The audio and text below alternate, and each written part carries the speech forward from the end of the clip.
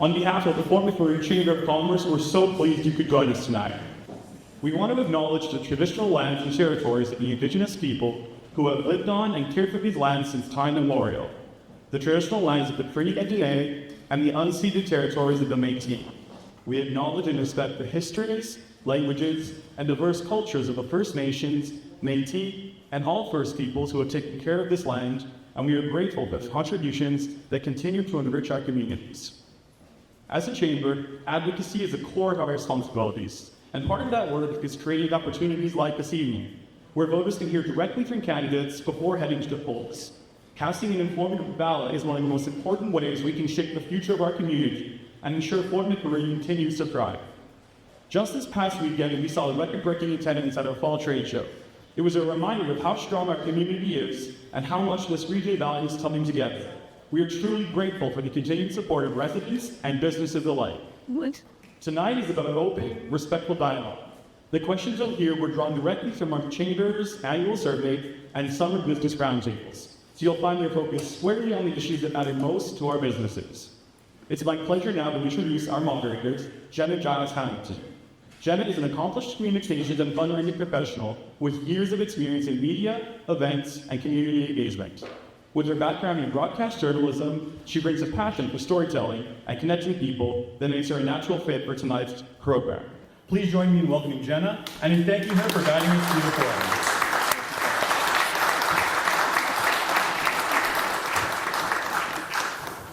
Thank you so much, Anthony, and thank you to the Chamber of Commerce for hosting this important forum tonight. It's a privilege to help facilitate the conversation and ensure we hear directly from the candidates about their vision for our business community. Here's a quick overview of how tonight will run. Each candidate will have 2 minutes for their opening remarks and 2 minutes for their closing remarks.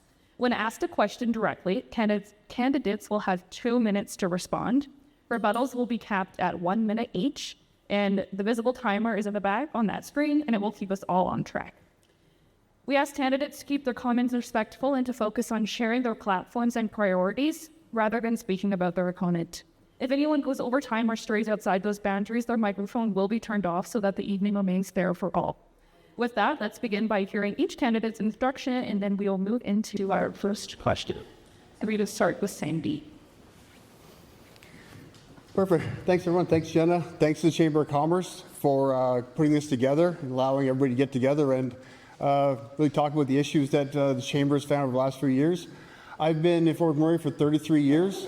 I've had a small business here for that time, taught tens of thousands of children. Some of them are actually adults in the audience right now, and some of them children you've had. When I made the jump from small business to get into politics, basically I wanted to do something more for this community. I love Fort McMurray, I love the region, hunting, fishing.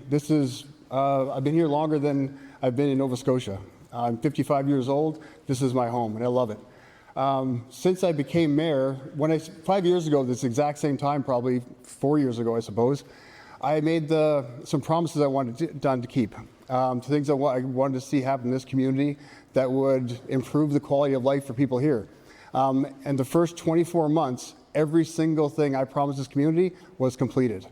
Not in 4 years, in 24 months. So that's something I'm hugely proud of.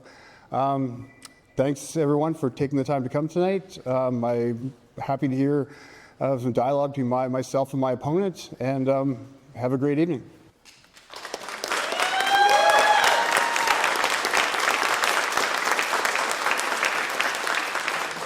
Thank you, Sandy. We will now hear from Zulki. Good evening, everyone, and thanks for coming. Thank you to the Chamber of Commerce for inviting me and allowing me to speak. Before we begin tonight's debate, I just want to take a moment to extend my heartfelt condolences to my fellow candidate and his family on the passing of his father-in-law. I stand before you not only as a candidate, but as a father of 3 children, a brother, a husband, and an uncle to numerous nieces and nephews. I'm a family man who cherishes the relationships I have with my family and friends. For many years, my family has been involved in politics, so it's in my blood. My family has also been in Fort McMurray since the late 60s, and that's why I call Fort McMurray my home. Holding a master's degree in business administration has given me the knowledge and insight to take on this role as your mayor. I have served on many boards within the REWB and have gained experience and insight on the many issues we are facing. I am not a seasoned politician. I am a community leader that is here to serve the people. Even while not holding a political position, I have been fighting for the people for many years. I am excited to serve the community and address the many needed changes within our municipality. I was excited to put my name in the hat and confident I am what the RFWB needs. I look forward to answer all concerns put forward here this evening. And I really appreciate what Sandy did in 4 years. Thank you so much, Sandy.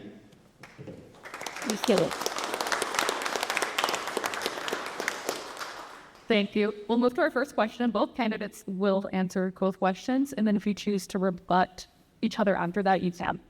So the first question will go to Sandy, and it is, looking ahead 10 years, what is your vision for Fort McMurray in the wider region? In your answer, please touch on how you will work collaboratively with council, industry, and Indigenous communities to turn that vision into reality. Thanks, Jenna.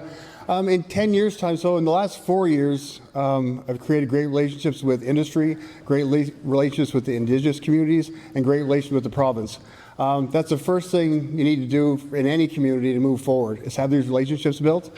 In 10 years from now, I see the changes in industry and what they're going towards. I also see a lot of things we've been working on with industry the last few years, which includes localization of employees, moving into town. Suncor has made some big changes in moving contractors into town, as well as some first and second year apprentices into town. And also with that, the college is working on programs as well. I know there's probably questions later on about workforce and that sort of thing, but I'm going to touch on that right now as well. One of our greatest things we say with this community is the fly in, fly out. The kids in our community can't get jobs. The youth can't get jobs. There's no jobs here. Well, we're working to change that. As we see the college changing, we're also going to see the municipality getting into apprenticeship programs to train those kids right here so they get those jobs in industry. So there's no need to fly in, fly out. The biggest challenge the industry has right now is the lack of talent.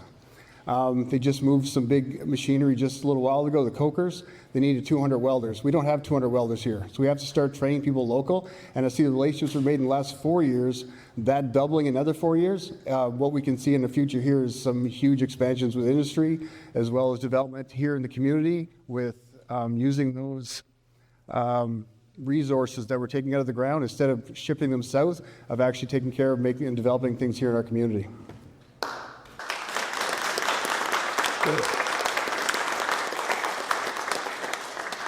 Do you want me to repeat the question? I'm good. Okay, perfect. Go ahead. So, first thing we are facing right now is keep the jobs local, keep the contracts local. These are the things we are lacking. For me, too many people outside think Fort McMurray is only oil camp and bad news. But we know the truth. This is a city of families, culture, and strong community pride. As mayor, I will launch the Real Fort McMurray campaign to share our success stories and our family life. I will support local events that show our pride and invite others to see it. We change the story of Fort McMurray, not with words alone, but by showing the world who we really are. Municipality will promote directly our culture and our story. Poor city image and low marketing of local jobs, why it matters. People outside think we only have oil camps. They don't see families' life or new jobs here. We have a solution. Simple marketing campaign, short videos of real families and businesses. A web page, live here, with school info, housing and job links. Step by step, number one will be film course, short video, 30 to 60 seconds, showing families, doctors, and shops. Run ads on job sites and LinkedIn. linked as to clear relocation pay. We need to attract more businesses. We need to attract different industries to come over here and make this town a home where we will work together as a family and we serve the people directly. Nobody feel they left behind. Thank you so much.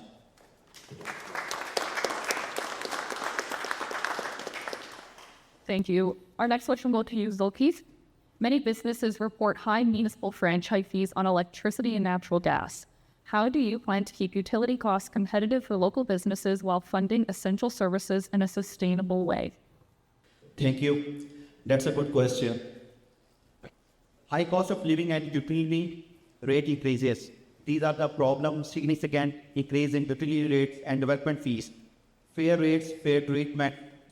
We need to freeze utility rate hikes until a comprehensive review is completed.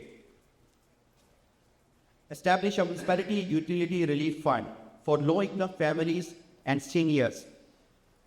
Advocate the province for a fair education tax formula. Our residents should not carry more than their share.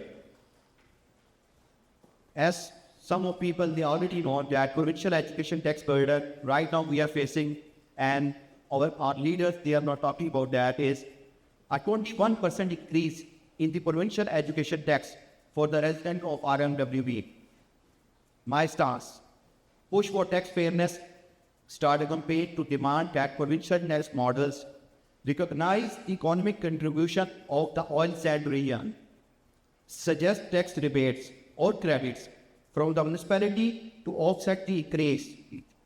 As we know, RMWB is the economic engine of Alberta. But what good is, if people are priced out, they can't afford their housing, they can't pay their rent, they can't pay their utilities. Mortgages are increasing, interest rates are increasing, we live nowhere. We need to give some benefits so the working class live here and make this town a home. Thank you so much. And you, I do just want to follow up that you mentioned that you want a comprehensive review of the utility rates. That does fall under provincial jurisdiction, so I'm just wondering exactly how you're going to do that. So municipality, according to MGA, we can give them a subsidy. We are allowed to do that. Anything? That's right. Okay, Sandy, same question. Do you want me to repeat it? Okay. Thanks, Jenna.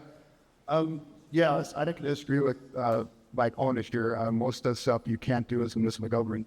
What we can do is right now, ACO's come to us.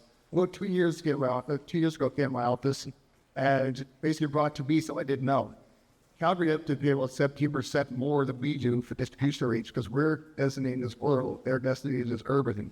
So what I did was look at the other big municipality we have is Grand Prairie, and together we've been working together on the rural municipalities and the Alberta municipalities conferences to advocate for those fair distribution rates. I suspect we're getting close, as ACO is the one that brought it to us, so they're the ones that distribute it anyway.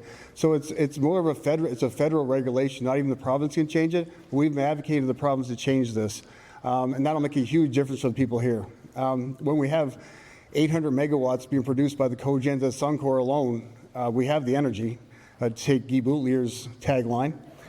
But with that, it's the same thing. You need to get all municipalities lined up to work together towards this, and we are doing that now. It's actually being led by Grand Prairie to do this, to make the equalization rate. The only thing we're going to find pushback is going to be Edmonton and Calgary, because it will make their rates go up a little bit. And we know Edmonton and Calgary have a lot of political power in the province. But if, for one thing, I'm not someone who gives up very easy. I've been told a lot of times I couldn't get things done, such as GMS dispatch. And by banging on the door enough, we got it done. So I know for a fact we'll get this across the line.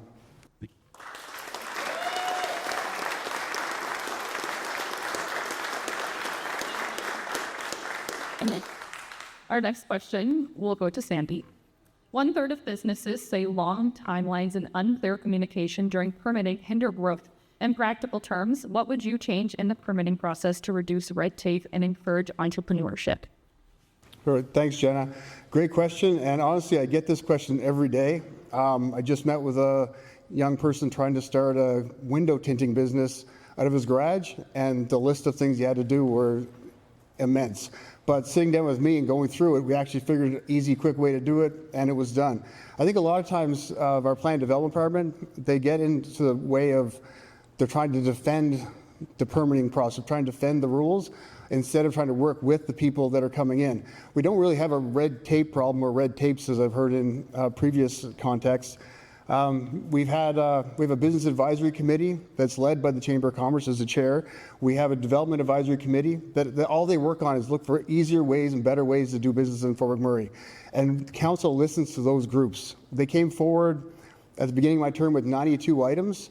55% of those things are already completed, and 45% are in process. So there is going to be changes, but I think what the key is going to be is somebody behind the counter that wants to work with you. People that are there are trying to follow their job and follow the letter of the law. This is going to age me a little bit. But remember when you used to use Word and there was a paperclip floating in the corner? I think we need a paperclip. We need a navigator where people can email that navigator and say, listen, this is what I'm trying to do, and how can I get this forward? Not, this is the rules, you need to follow that. What can we do with the rules, and what can I do with my business so I can fall into the permitting process and I get that passed? I'm going to run time a little bit, but that's what my answer to that is it's not a permitting problem. It's not a red tape problem. The problem is just trying to help people. That, what can I do for you, instead of you trying to fall into that, try to fit a circle into a square hole. Thank you.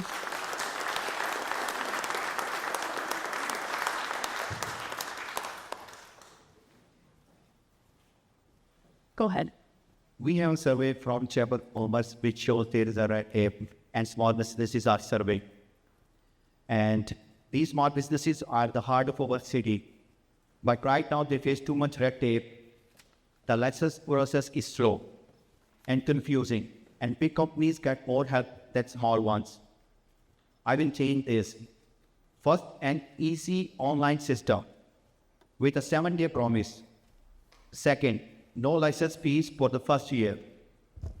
Small or both businesses. Third, a business guide at City Hall to help step by step. Small businesses create jobs. Let's make it easier for them to go and grow. Slow permits and too much red tape for employers. Why it matters? Businesses need quick approvals to open and hire. Slow permits, slow hiring. Solution: fast track permits for employers who promise to hire local workers. We need to focus on local workers. Step by step, number 1. Set a fast track rule decision in 7 to 10 business days for qualified employers. Number 2. Make simple checklists for common permits and post them online. Hire one-stop navigator to help new businesses. Thank you so much. Thank you. Yeah, you going rebuttal? Just a quick, am I still on? Yep. Just a quick rebuttal. Most of the licensing stuff and permit applications are online already. So you can go online. We have an amazing communication staff at their MWB that literally communicate through everything. They're trained in crisis communication. They're trained in making things easier. Their MWB actually just launched a new website yesterday. It's good. So the next point is to you. With 38% of businesses ranking municipal tax competitiveness as a top concern, what approach will you take to taxes, levies, and fees to ensure they remain fair, transparent, and predictable over the long term? You're talking about small businesses? What you said? Can you repeat it? Yeah, tax fairness in general across the municipality for all businesses. So 38% of businesses rank municipal tax competitiveness as a top concern. What approach will you take to taxes, levies, and fees to ensure they remain fair, transparent, and predictable over the long term? So if we provide some subsidy to the local businesses and the small businesses who hire local people, who contribute in this economy, who contribute this community, we can give them a break. But if some organization, some small businesses, they are trying to hire people from outside, I would like to say that the subsidy is only for local people. And they need we can make some contracts for 2 years or 5-year terms and provide them a subsidy. As I said, if they hire local people, there are so many shops, plazas, they are empty. I can give you an example of River City Center. Half of them is empty. We need to promote local businesses by motivating them, by reducing the red tapes, by giving them incentives, subsidy. Thank you so much. Is it possible maybe you could elaborate more on the subsidy? What you want to see that look like, if you have an idea? How much? Because ultimately those are coming from taxpayers. That's a good question. So according to CIP, Community Investment Plan, we do have a big budget. So from that budget, why don't we support those people who really work for the community? So when I will be your mayor, I do have some numbers, I do have some surveys and municipal analysis by the administrative staff of our regional municipality of Wood Buffalo. Then we will decide together as a team player, not as an individual. Thank you so much. Same question, Baby. Do you want me to repeat it? Yes. 38% of businesses rank municipal tax competitiveness as a top concern. Thanks, Jenna. First of all, our taxes are the lowest taxes in the province. Our fees are the lowest fees in the province, our municipal fees. In order to give a subsidy to anybody, you're going to have to raise taxes somewhere. We want to keep our residents' taxes low, and we're able to do that by the amount of money we get from industry. Those industrial taxes. When I became mayor, we had 4 years to get to 5 to 1. Roll back to 2015, we were mandated by the province to go from 18 to 1, where we had $1 billion budget, to where we are right now at $645 million. Most of that is paid by industry. So that we held it, my first budget meeting I attended, I looked into it and I held it at 6.21 to 1. Basically, my answer was, when they asked, can I do it? I'm like, well, if they tell me to move it down, then we will. Repeated after that, I went to industry. They agreed they weren't going to make a fuss about it. I went to the province. At the time, Minister McIver agreed to leave us at 6.21 to 1. That's huge. That's why we have the lowest taxes. In the last 4 years, we've kept those taxes low for everybody in the community. There hasn't been a tax increase in 4 years while maintaining all the services.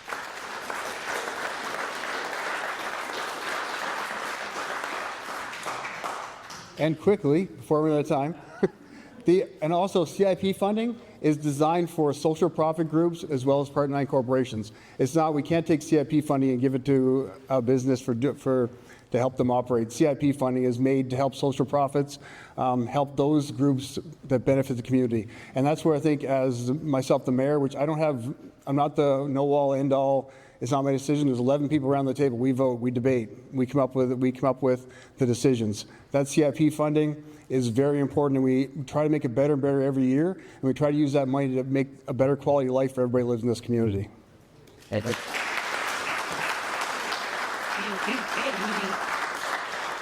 is a whole tax ratio. I'm just wondering if you've heard anything from the province, like guaranteeing that rate's going to stay that rate, or they've already didn't expect this to be grandfathered in, like that was the plan. Yeah. So the province will not guarantee anything. Yeah. But I will tell you, meeting with Minister McIver on one of his good days, he's not the Minister of Municipal Affairs anymore, but I did meet with him. I explained to him the reason we need to keep it there is we have flood mitigation we need to finish. We have a rural water and sewer. That's $1 billion right there that we don't want to tax the people here. And industry doesn't want, and industry knows we need to do it. So they have no problem keeping it there. What it means, 6.21 to 1, that ratio there basically means if you keep the taxes the way they are, if we lower it to 5, that's about $30 million we will lose from tax revenue from industry. The only way to increase that after that is to raise people's taxes. And we don't want to raise their taxes. If we can hold 6.21 as long as we can, and basically my commitment to this community is it will stay at 6.21 to 1 until every single community is down to 5 to 1. And I'll tell you right now, they're not in a race to get there either. That wins. Thank you.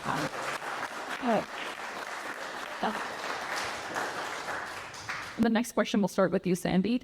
Only 18% of businesses interacted with elected officials in the past year. What mechanisms or initiatives will you put in place to ensure business owners feel heard and their input is reflected in policy? Thanks, Jen. It's a great question. And I will guarantee you, even everybody in this room has my cell phone number. Both of them, most likely.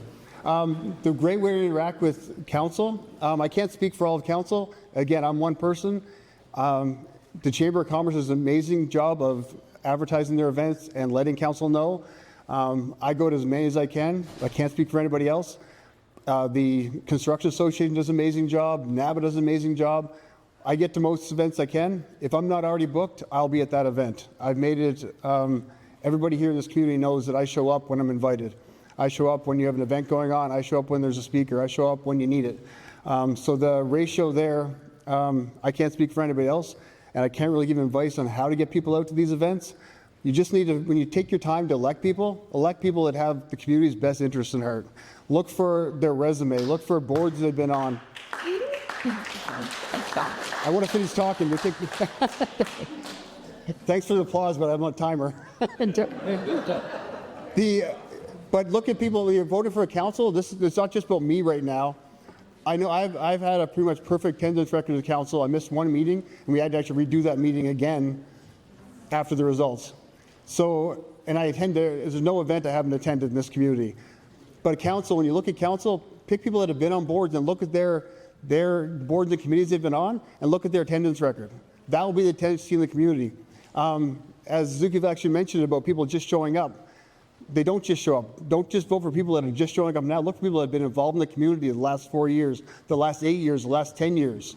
There's business owners here in this group right now that I could pick to be great on council because I know they show up when they're needed.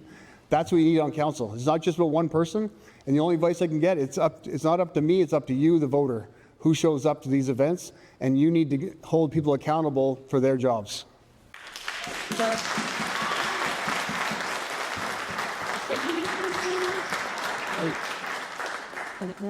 Same questions. So Fort McMurray, best days are ahead. I bring solution, not excuses. My opponent has had years to fix these problems, yet we are still here talking about them. It's time for fresh leadership. This election is not about politics. It's about people, families, youth, and small businesses still face the same struggles after years. If small businesses are now struggling, then why they are closing? So many shops are closed. Downtown don't looks like a downtown anymore. I'm offering new solutions, new energy, and new result. And that's a good thing, my respected colleague said. Before we vote, we need to make sure whom we are voting. Are we going to vote for an individual or some special interest group or a slave? We need to make sure what we are offering, what we are going to do. I am answerable to the people directly, not to any special interest group or any slave. I will be responsible for every single act of mine, and I'll make sure I will save you a single penny. Thank you so much. Thank you. Do you have a response here? Yes. Give 1 minute. Super. Thanks, Jenna. My only response is I don't understand what that had to do with the question, but it's about people showing up to do things. If you look at our downtown has never looked this beautiful. I'm sorry if anybody thinks it doesn't. I will argue with them every day. So this back. The RMWB and the municipality, along with the community, has put $27 million into our downtown to beautify it.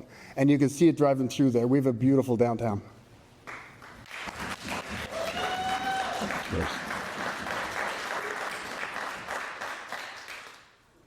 Can I answer? Yep. You have 1 minute. Yeah, sure. Yes, beautiful buildings is good for Fort McMurray, but empty pockets, it's not going to help us. We need to grow the businesses, to help the businesses directly, so they will flourish. That's all I want to say. Thank you. Thank you. Looking for the next question, we'll go to you. Stakeholder support diversifying beyond oil and gas and improving transportation and supply chain rings. What specific strategies will you champion to attract investment in emerging sectors and enhance regional infrastructure? That's a good question. As I said, like we need to work with our other partners, whether they are federal or provincial. We need to work with our industry partners, and our transportation system, our logistics system is pretty good. Like I still remember when Mr. Mike Allen was MLA, he approved Highway 63, and like he made like twin highway, and it's a big achievement. And when it comes to the small businesses and how to flourish, it's all about the communication. It's all about the table talk. It's all about to know what's going on around, what they really needed. And I was always with them without holding any public office. If you see my past track, like record, without holding public office, I was there where municipal people, like municipality employees, they were about to lose the job. 700 families were about to lose the job.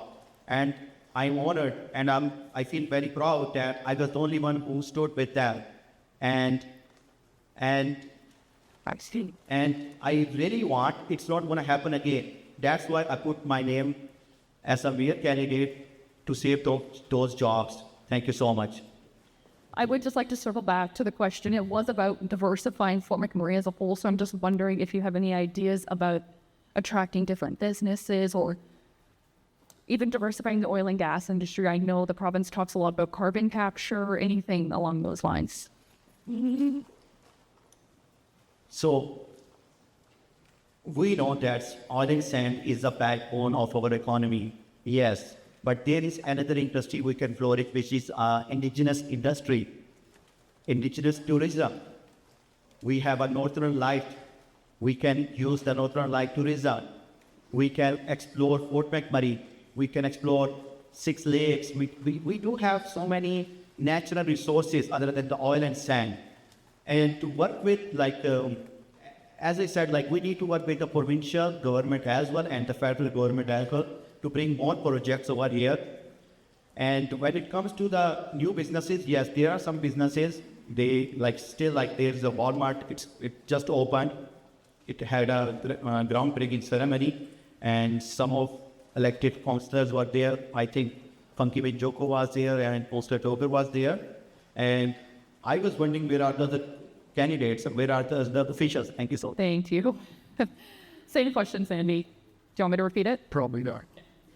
Stakeholders support diversifying beyond oil and gas and improving transportation and supply chain rates. What specific strategies will you champion to attract investment in emerging sectors and enhance regional infrastructure?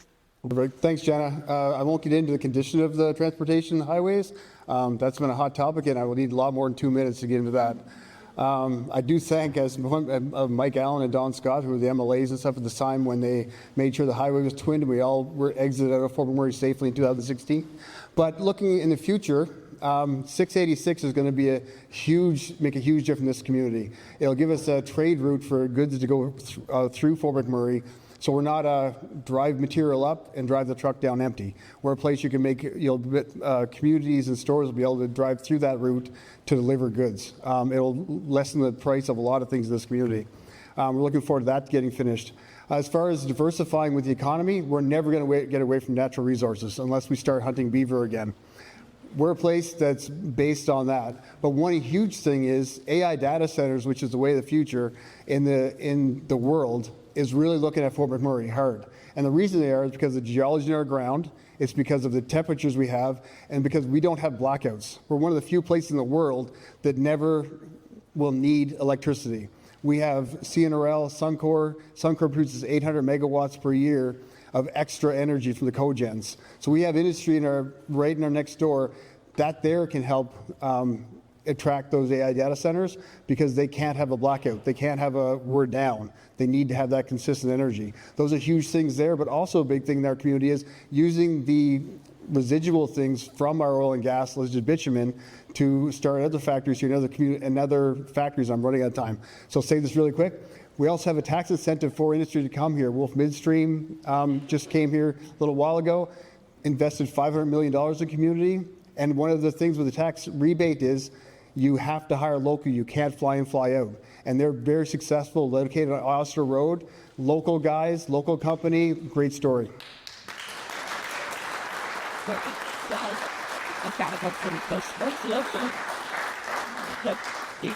Sandy, employers cite difficulties attracting and retaining skilled workers. How will you promote Fort McMurray as a place to live and work? Perfect, because I think it's the best place to live and work. Easy question. One of the big things is, like I mentioned earlier, is lack of trades here. Our biggest resource leaves here every June, every July. Our high school students leave town because they can't get a job, leave town because it doesn't work. Working with Keano and working with the RMWB and our trades, we're going to introduce, and I've already talked to the CEO about this, I've already talked to the union about this, a robust apprenticeship program that'll work with industry.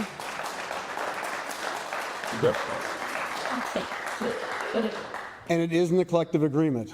So there's nothing we're doing. The union is behind this. They want apprentices. Even not just kids coming out of high school, but also you have people that are, somebody might work in parks, but they want to change the trade. They can go from parks to be heavy duty mechanic, and they keep their level in the union, their status, so they can move different places, and that will open up other jobs for people that may not have a trade that want to work in those areas in the municipality. So I think a robust apprenticeship program in cooperation with Keano College, we'll see some huge changes here.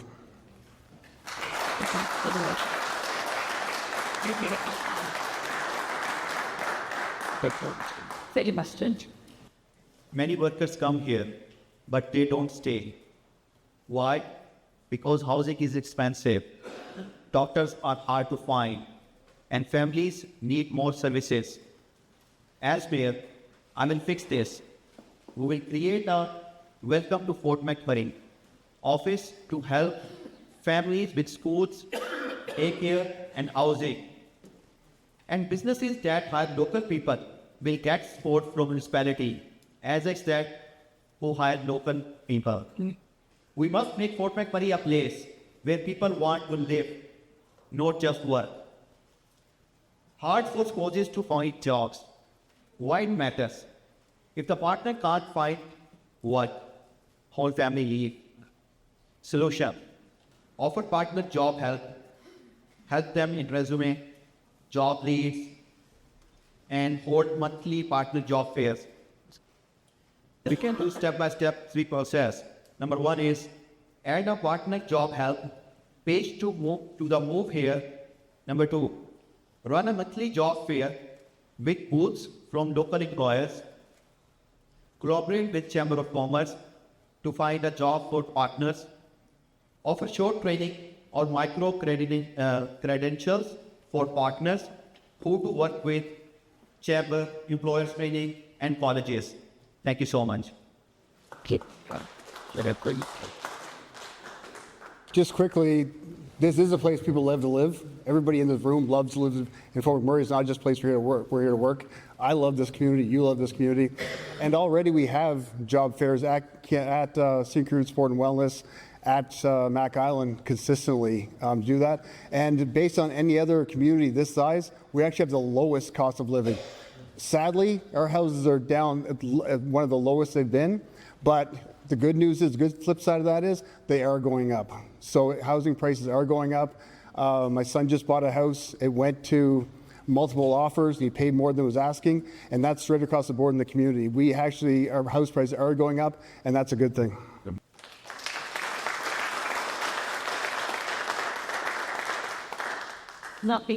What municipal incentives, if any, would you support to fill vacant storefronts? Can you repeat again the last word?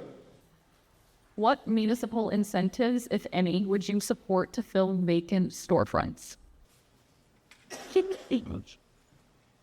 fulfill the vacant stores, as I said earlier, like landlords, if their stores are vacant, they are not getting any money.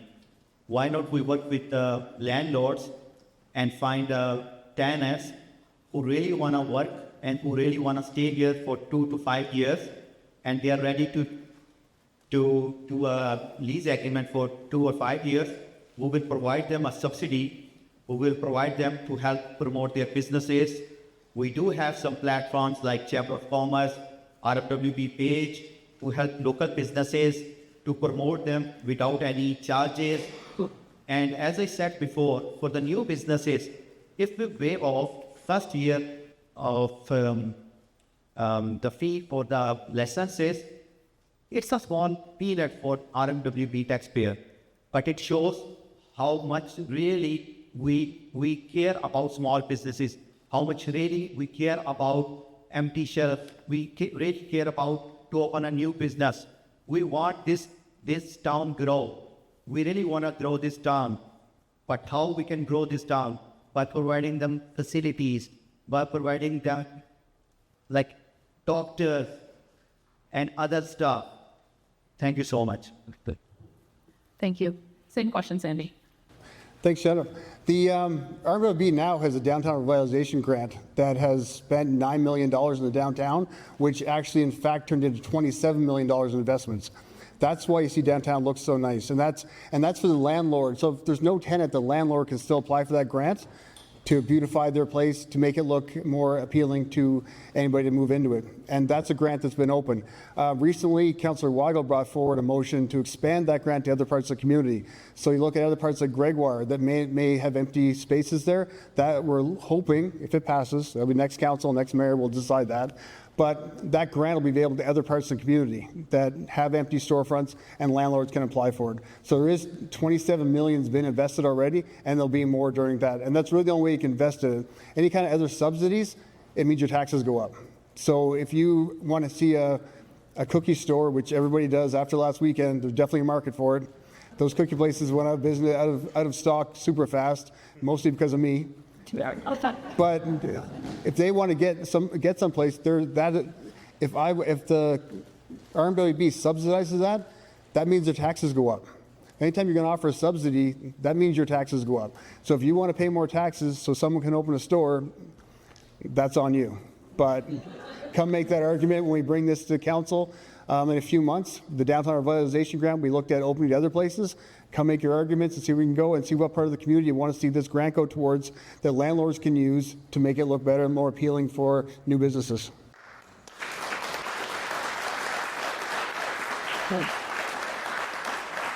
Just to challenge you a little bit, if it looks nice, it still can be an empty building. So are you potentially looking into capping rent? I've read about vacancy taxes, anything like that. So landlords are a little bit more incentivized to potentially lower rents so people have the ability to occupy these beautiful buildings. I think I could argue that. I don't really agree with you.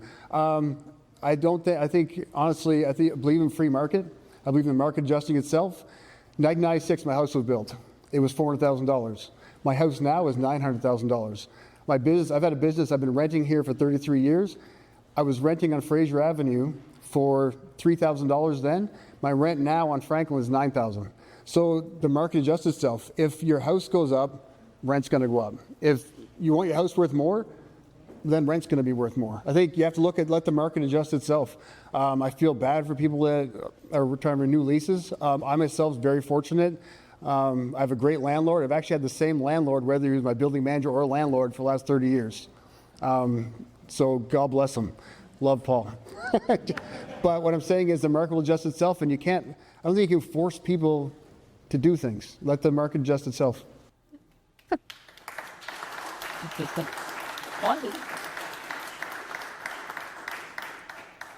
Sandy, public safety. 70% of businesses have experienced theft, vandalism, or trespassing. What comprehensive measures will you take to reduce crime and foster safe, well-serviced neighborhoods? Perfect, thank you. So one of my promises the last election was get rid of photo radar. And the reason it did, looked at it, the amount of tickets given out was increasing every year when the program was designed to decrease people speeding. So the program wasn't working. It was just costing money. What we did is, as a council, myself, looked at it, we canceled it, took the $1.1 million it was costing the municipality, your tax dollars, and we invested that into hiring more RCMP, training more peace officers, having an office downtown, having RCMP on pedal bikes, having peace officers in school zones, giving speeding tickets, and really focusing on community safety and not programs that were costing money with very little return. Also with that, we talk about downtown and making it safer. We'll see this SEPTED, which is basically a community infrastructure that keeps communities safe, whether it's lighting, structure, agriculture. A good example is down by Home Hardware, would have been last year, year before, there was a lot of thefts from robberies at Home Hardware. It was getting reported, and there was camps all along Clearwater right there. They used the SEPTED principles to trim the trees back and add more lighting, and that decreased the crime substantially. And the whole waterfront, the whole trail you see there, the waterfront park, is going to use those principles. If any businesses want to do the SEPTED training, they can. 40 people in the community, including business owners, have done that SEPTED training, and all have had amazing results with it. Thank you. As a fixing question. So theft and vandalism is everywhere in Canada or all over the world. It's not a new thing. But the main cause for this thing is like when somebody is poor, they don't have money to buy the food. It's hard for them to think about, is it the right thing to do to steal vandalism? So what we need to do is we need to focus on homelessness. We need to give them a proper shelter. We need to provide them a food. And when it comes to the law enforcement agencies, yes, they are doing their job very good. I personally went to RCMP building and I had James Mark Hancock as well when I, like few years back. So they have a good mechanism. They are monitoring every single thing. And I really believe on our law enforcement agencies. But the homelessness funding shortfall is the biggest reason for these vandalism and these theft. Thank you so much. Thank you. Sure. Yes, thank you. 1 minute. The guy looking for a sandwich isn't stealing a skid steer. So the people that are, a lot of the crimes that are being committed don't go quickly to blame people that are homeless. We're actually in a point, we set the bar in the province in Canada for taking care of homeless. We're asked to go to Lethbridge, all over the country to give seminars. Our community services is asked to do seminars on what we're doing here right. I've been asked several times, and it's a collaboration of everybody in the community. It's not just the social profits, it's not just the RCMP, it's not just the bylaws, it's not just community services, it's everybody working together. But I'll guarantee you, the homeless person isn't the person breaking into Home Hardware and stealing 15 power saws and stealing a skid steer and taking down Draper Road.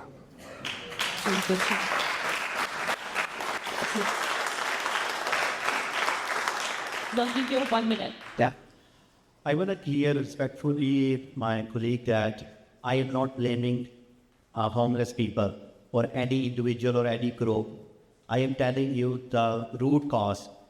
If somebody have no job, if they don't have a space to live, to pass the night, that's what comes up. And when you say like homelessness funding shortfall, the Alberta government's shift to a direct funding model for homelessness services, effect April 1, 2025, has resulted in a nearly $500,000 shortfall for the RMWB.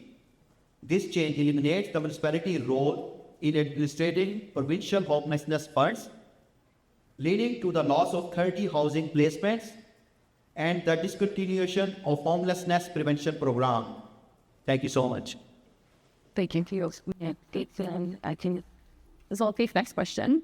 High youth unemployment and a gap between job seekers and available opportunities were raised at our roundtable. How will you partner with schools, industry, and trades to create meaningful youth employment pathways and retain skilled trade people? Thank you, John. So our youth, they are the future of this region, RFWB. Our colleges, Kiano College, they are already working on an apprenticeship program.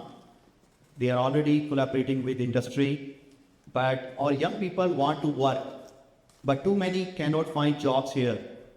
Some even leave the city. I want to keep them here. I will support businesses that hire local youth with a wage top-up. I will work with schools to give a short job training that leads straight to work. And I will start a summer job program for students in trades, shops, and tourism, which are already some of them are going on. Youth are our future. We must give them a real chance to start their careers here in their hometown, which is regional municipality of Wood Buffalo. Thank you so much. Same one.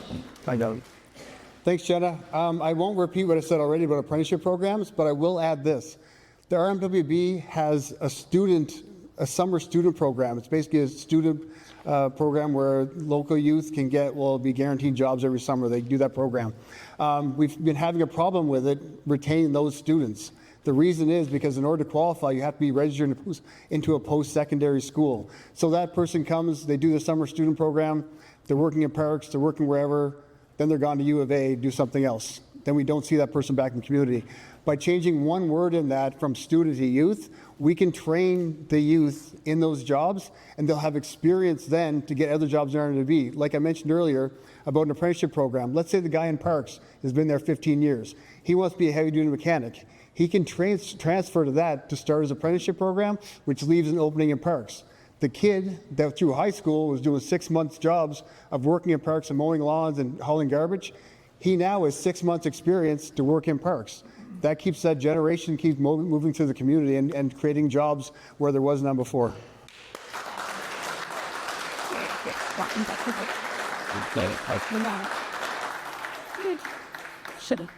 Next question to you, Cindy. The proposed 2025 operating budget rises to about $645.6 million, almost $34 million more than 2024, and aims to maintain assets and services. How will you balance these costs with fiscal responsibility, especially regarding utility rates and tax impacts? Perfect. I have a lot of answers there. First one is we haven't raised taxes in 4 years. Second one is we actually lowered the rural taxes by almost 3% last year because it would be overtaxing. The reason it's gone up, we just built a $50 million twin arena in Dickinsfield in Abraham's Landing. That costs money. We settled some contract negotiations with different unions in the municipality. And those people in the municipality, we have the experience right now with teachers. The teachers need to get paid. They need to get equal pay for the work they're doing. And as these contracts go with the city, they drag out and drag out and drag out. So by the time you finish a contract, it's gonna cost money. But with keeping the tax ratio with the industry the way it is, we can afford to pay those things. There's all the contracts that were finished the last couple of years, they're already a year behind. We're already in negotiating with those unions again. So we want to make sure we keep these negotiations with the unions to keep their pay rates up. So you might see an increase in the budget each year, keeping up those costs. And it's just the cost of living. If we kept it the same, you wouldn't see any increase in anybody's pay.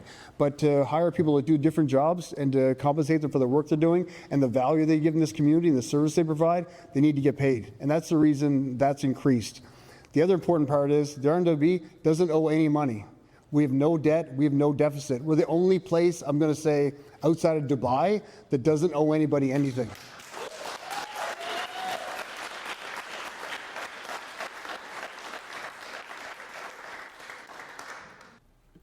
Thank you.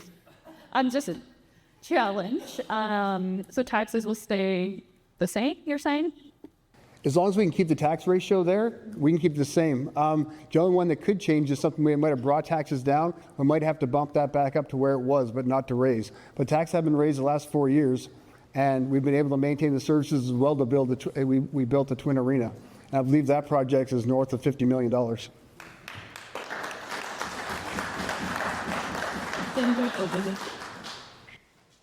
As far as for talking about the budget, as everybody knows, I was not a part of municipality before, and I really don't know what we can do in future to raise up the taxes or not, because when I say something, I fulfill. So, but I can tell you one thing, that accountability and transparency is the biggest thing for me.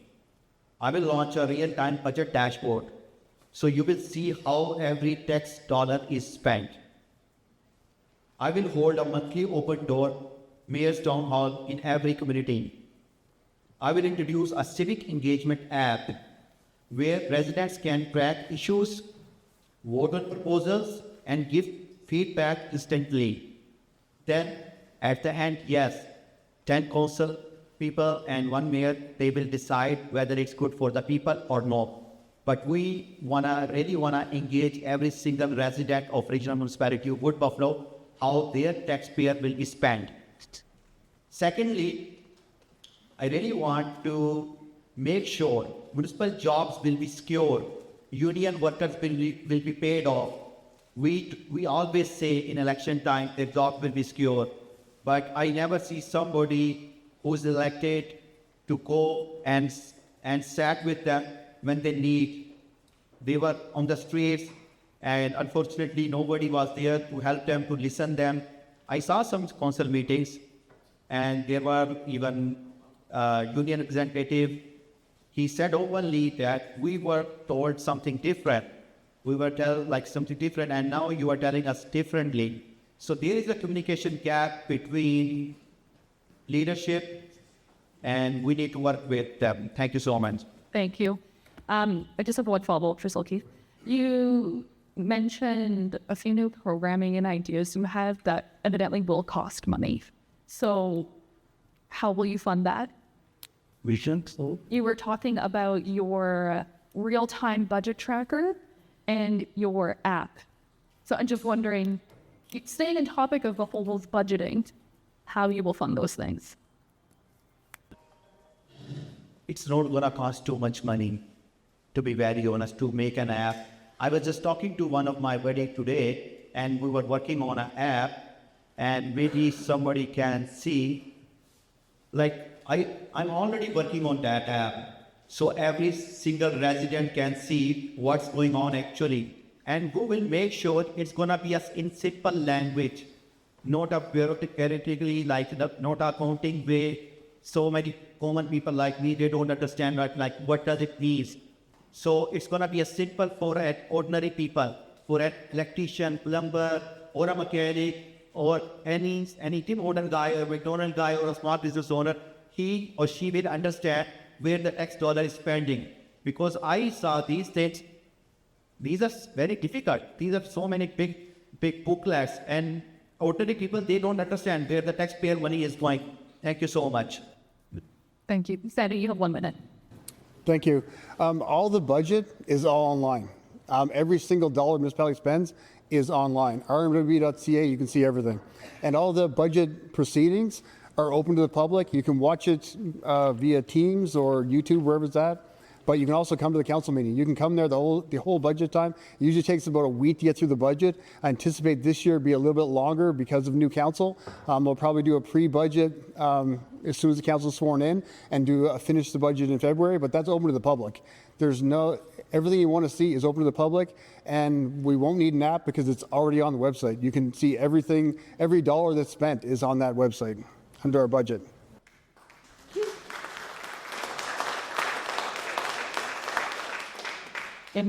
Thank you so much.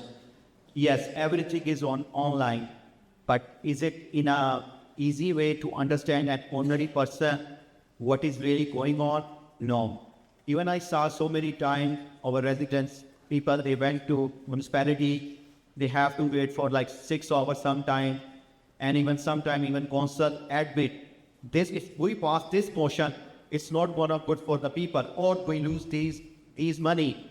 And after 2 or 3 hours debate, which is not good for the people, according to the respected council people, when the time comes to vote, I saw so many times our respected councilmen, they raise their hand.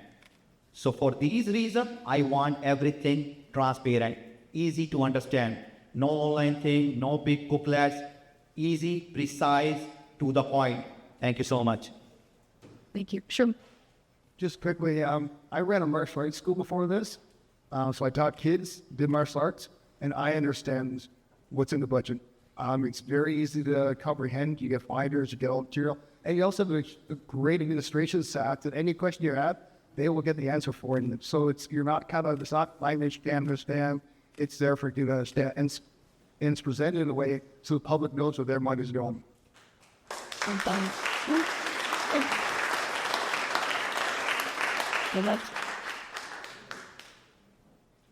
I disagree with this respectfully. What Sandy is saying, He's saying because he's capable guy, he understand more maybe. But as a ordinary people, they don't understand those terminologies. They can't wait for 4 hours or 5 hours for municipal meetings going on. So for them, we need to make it easier. That's why they elect us. That's why they pay us from their taxpayer money. That's not their job to stay for 5 hours and see what really it means, what's going to impact. So for me, yes, like I have a master's degree in business administration. Sometimes it's hard for me to understand as well. So, and so many people, I talk to so many people, and it's a people voice. I'm telling you, people don't understand. And sometimes even they don't get a chance to talk about those issues. Thank you so much. My time is out. Thank you. I think we should move on. Okay. Yeah. We'll go with Sandy for the next question. I don't remember where I left off. We went back and forth so many times. Businesses tell us that council unity and teamwork are critical to moving our region forward. If elected mayor, what specific steps will you take to build a culture of respect and collaboration among councillors, encourage constructive debate, and ensure that the council works together effectively on long-term priorities? Awesome question, and great question for me. Over the last 4 years, every council starts off with a kumbaya moment where everyone's happy, everyone's there for the right reasons, everyone's the best community. But for some reason, it does start to divide. Whether the room divides or people divide, don't agree with decisions. I think the very first thing I said to council when we started was, and I'll tell you, this is a fact, right outside council chambers, before the first time we walked in, I sat with everybody and I said exactly this. No matter what we vote, after you vote, it's done. We stand behind that vote. When that doesn't happen, that's when you have problems. When I vote one way, and I'll use Funky because I can see her, and Funky votes another way, I'll tell you right now, we walk out and it's done. If I vote one way and another councillor votes another way, I'll tell you right now, it's not done. It's almost, I'm going to vote against you just because. And that's what you want to make sure a council doesn't have. What I want to do with new council is start off the exact same speech. We do training, but every councillor is responsible to show up to that training so they know what the MGA is. Every councillor is responsible to learn the Roberts rules so they know what that is. They have to be responsible enough to read the material in front of them. We're given the material 6 days in advance. And although over the years I've heard you're the boss, you're the captain, I'm not. Okay, I'm chairing the meeting. It's your responsibility as a councillor, your responsibility as a councillor to do the work. You need to show up, do your homework, read the material, understand the material, and be ready to debate it. I can't do it for you, but what I will do is I will try to enforce this and try to push council towards it. Show up to meetings, be in person, be present, know the material, and debate respectively, so that at the end of the day, we come out with the best for the community. Yes!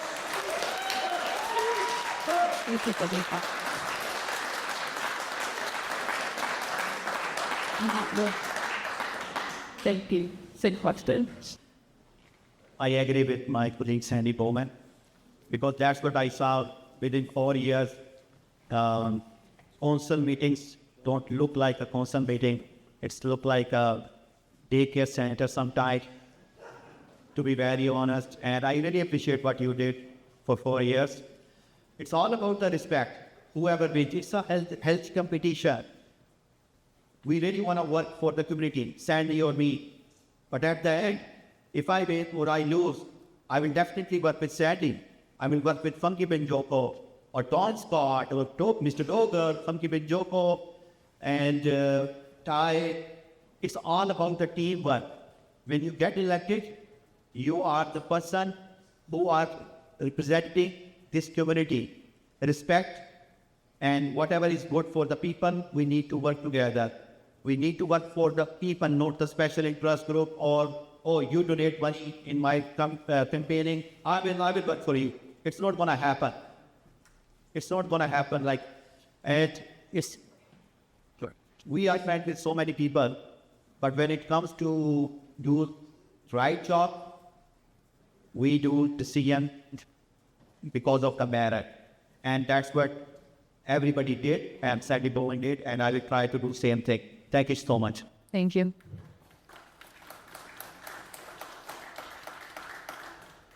Ms. O'Keefe, next question. The strategic plan emphasizes partnership and sustainable fiscal management. Which specific incentives would you champion to attract investment and support local business growth while aligning with long-term priorities? Good question. As I said before, it's all about the business in Fort McMurray or RFWB. How you present your case in front of the industry, in front of the provincial government, in front of the federal government. You need to work with your other partners, which is provincial government, federal government. If you, like, it's the economic engine of Alberta, regional municipality of Wood Buffalo. So for the incentives, yes, for the small businesses, for the new businesses, we need to provide them first year removal of business license fee. We need to provide some subsidy. Yes, it goes from the taxpayer money, but the money brings money. As a business guy, you know that. You need to invest money to bring more money in the community. You need to bring some more, what you call, alternate clients over here. I'm not going to promise you, but I'm just giving you an example. Like, we need Costco too. Everybody loves to go Costco in Edmonton. We need to talk to Costco. We need to talk to other big players. And when it comes to oil and sand, I'm a big supporter of oil and sand.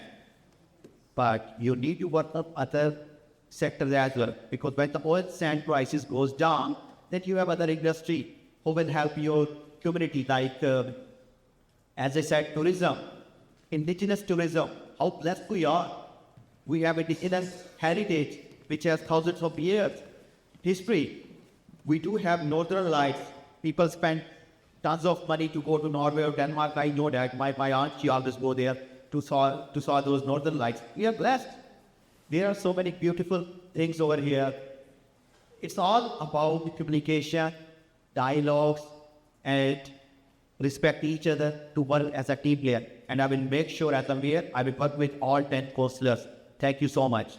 Thank you. Same question, Sandy. Thanks, Jenna. First of all, a strategic plan, I'll give you a little education. Strategic plan is something council makes when you first become elected. We do is we hire a facilitator, council sits down, and all of council sits together and decides what a strategic plan is going to be for the next 4 years. That guides what administration does. So for example, the last strategic plan, one of them was beautifying the downtown, making the downtown safe, check, check. Increasing the relationship with industry, did that. So the strategic plan, it changes with each council. So the next council coming forward, I hope some of the things we've already done will keep rolling on those things. With the industry, with the relationships we have with the industry, relationships we have with Indigenous, relationships we have with the province, roll that into our next strategic plan. Because that's what, when administration brings forward something, they bring forward something based on a strategic plan. And if you watch council meetings, about every 4 months, administration will come forward and bring up basically a chart of what we've achieved over that amount of time. And one of the things is engagement. So they'll have events that the council attended, that sort of thing.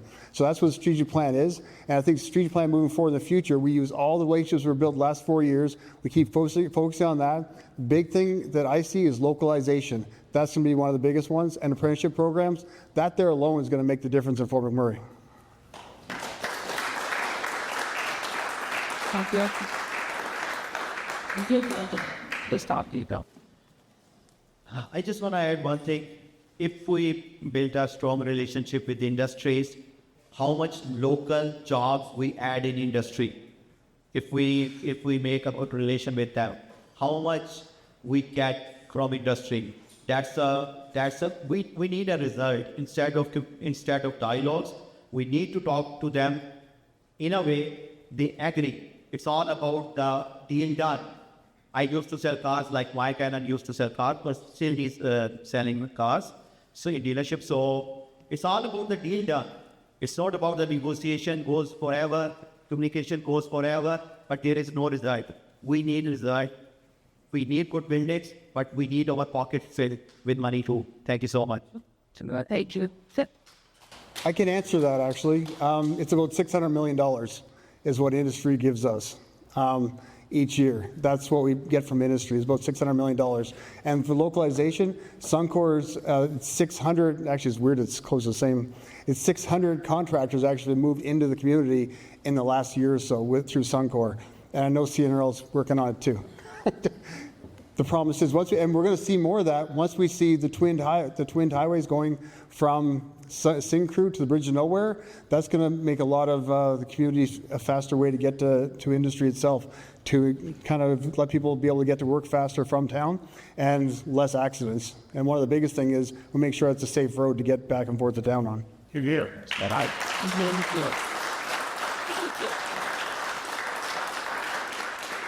I think that you're 4 minutes. With due respect, we need to see that 600 million industry don't give away, they don't give us. It's all about the taxes. It's not like they give away that money. It's all about like they are making money, they are contributing in the community, they are giving us the taxes. I'm talking about local jobs. How many more local people they hire within 4 years? I just need a number. And I know you guys did very good job, but I'm just humbly, respectfully asking how many numbers, how many local people they add on. Thank you. Sure. Thank you. With that, we're going to move into our closing remarks. So Zolke, we'll start with you since Sandy started with his opening. So you have 2 minutes.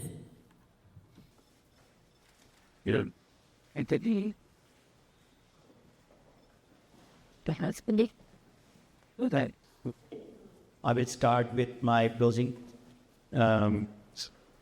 debate is with Sandy Bowman. Thank you so much for your services for 4 years. Thank you so much, council people who came forward and who served this region for 4 years.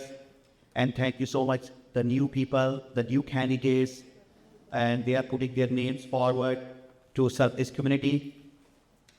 RMWB does not need more excuses. It needs action. I have shared tonight real practical solution.